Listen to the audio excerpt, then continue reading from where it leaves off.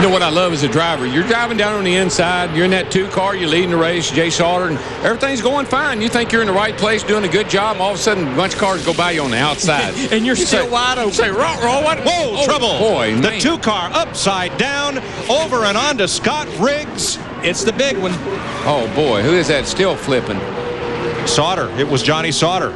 There's not anybody left. I mean, I only see about 4 or 5 cars that are coming around through 3 and 4 right now that were not in this race. They see Mike McLaughlin in 18. They're still getting upside down cars driving under cars. There has to be 25 cars over there. Comes Michael Waltrip. Damaged Lyndon Amick. And you see the 2 of Johnny Sauter.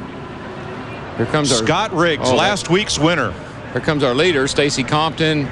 Jason Keller, Kenny Wallace, Kevin Grubb, who has come from 38th up to the top 5. Todd Bodine with damage. A little bit of damage on the front end. Not much. Jeff Purvis.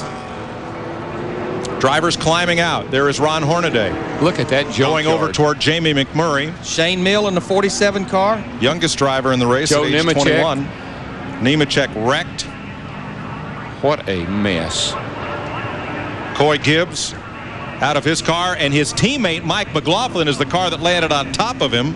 Kind of reminiscent of a big Daytona wreck. Tony Stewart and Bobby Labonte ended up that way. I don't know if I've ever seen a wreck this big in a Busch Series race here. I don't know if I've seen a wreck this big, maybe even in a Cup event. One time here in back in the 70s, Tiny Lund was in it, a lot of other guys, and 23 cars. That 23 one, I think. 23 cars, yeah. Jimmy Spencer, mangled nose on his car. You saw Kerry Earnhardt's damage. The problem we have with the racing at Daytona and Talladega is this. You cannot have a single or even a couple of car incident. You run 43 cars on top of each other, you're going to have a big wreck. Randy LaJoie. There's Nemechek. He is okay. We also saw Ron Hornaday walking away. And we'll update you as we get news on the other drivers. They're assisting Mike McLaughlin out of his car. Mike is climbing out. He's okay. Watch the 2 car. What caused this?